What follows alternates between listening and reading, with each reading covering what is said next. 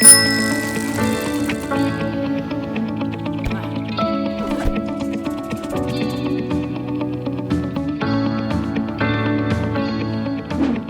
to Hospo Health. My name's Charles Badenack and I'm here with my colleague Michael Fox, and we're going to be unmasking superannuation for you today. So, as many of you probably know, superannuation for most people is about as exciting as watching paint dry. Well, we're going to unmask that today and hopefully make it a little bit more interesting for you all.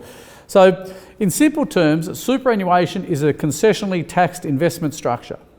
It's something that impacts everyone, and it's something that you really should take an interest in. Unfortunately, too many people, like ostriches, put their head in the sand and don't take an interest in it. But a small interest can make a big difference over time. So, Michael, why is this structure attractive for anyone under 50? Well, as you touched on before, the biggest benefit of super is the concessionally taxed nature. So, the tax is capped at 15% inside super, whereas, if you own the same assets outside, you can be taxed at up to 47%. So what you're saying is there's potentially a 32-cent saving in every dollar of earnings if you have it inside superannuation versus outside? There is, and even in retirement phase, that drops down to, tax goes to 0%, so the savings is even greater. But what about in terms of some of the incentives for your sort of vintage? I mean, you're just a year or two younger than me, not much younger, but if with the first home owners, how does that work?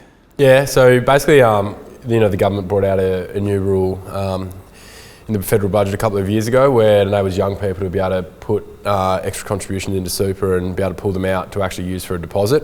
Whereas historically, you generally have to wait until you're 60 or you meet a condition of release to actually access any monies. So it's a good way to be able to get access to funds when you need it to get in. What about this? There's this co-contribution as well. Do you perhaps explain how the co-contribution works? I think that's really effective, particularly when you're starting out at work or you're a low income earner. How does that work? Yeah, so if your income's under a certain limit and you make a non-concessional or an after-tax contribution to super, the government will also match it up to a certain level. That's a really good way it's a bit of a free kick, so to speak.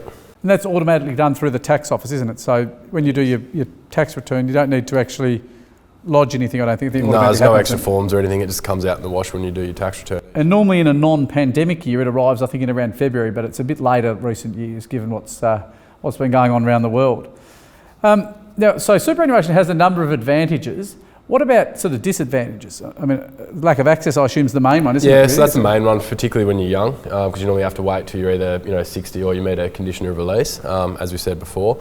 But also there's some potential dangers or pitfalls, such as not being invested in line with your appropriate risk appetite. So if someone... Because we have come across a number of instances where young people, for example, have had their superannuation just sitting in cash, haven't they? So let's say the cash rate's at 0.1.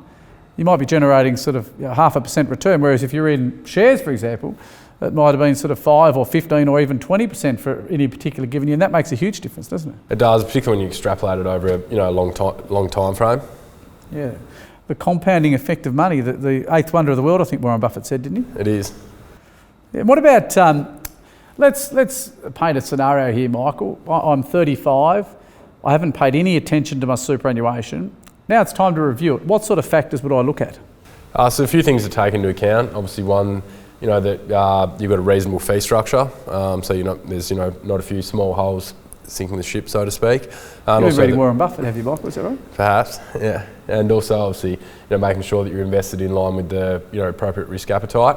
So when you're young, you've got more time on your side. So you can take have more of an exposure to growth assets. I think one of the important ones also is insurance too, isn't it?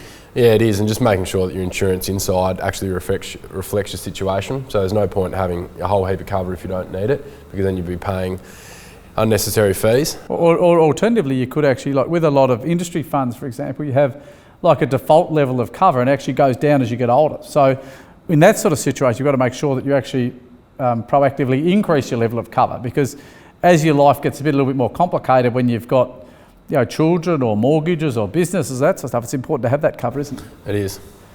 And I suppose the other thing which we get a lot of now in this more environmentally conscious world, this sort of the ESG, so the environmental, the social and the governance things. So like making sure that your portfolio is invested in line with your sort of ethical overlay in a sense. So there's actually a girl who, I don't know if you've come across, Bronwyn King, have you heard about her? She's an oncologist in Melbourne, and what she did, she actually created this thing called tobacco-free portfolio. So she actually approached every industry fund and a lot of the large fund managers around the world to actually remove all tobacco-related products from their investments. And that's an example of someone who's been very proactive, and I think that's worthwhile considering, particularly in terms of where we sit now in the world. Yeah, I'd agree. Yeah. As a financial advisor, Michael, and you can't give financial advice to the broader community, but how would you advise Michael J. Fox in relation to his superannuation today?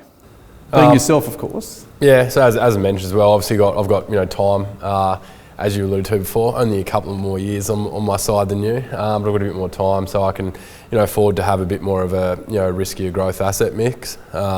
Making sure that my fees are reasonable. I've got some of my insurance is paid prim super, so they're not an out-of-pocket cost to me, and just making sure that I adjust those as my situation changes. So obviously, recently I've just established a couple of mortgages, whereas now. So before my need for cover wasn't great, whereas now I need to make sure that... And you don't have children yet, Michael, that you're aware of, so potentially that you might need to increase your cover over time with that? Yeah, potentially.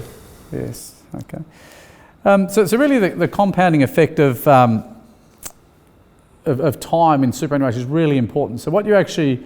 you sacrifice today for tomorrow. So if you were to get an 8% return, your money will double every 8 years. So the more you have... and the earlier you start, the better off you'll be. So it's a little bit like superannuation is a little bit like sort of sport. Proper preparation prevents poor performance. So we'd both actively encourage you to actually have a look at your superannuation and take an interest in it, because a small difference in return can make a big difference over time. Thank you.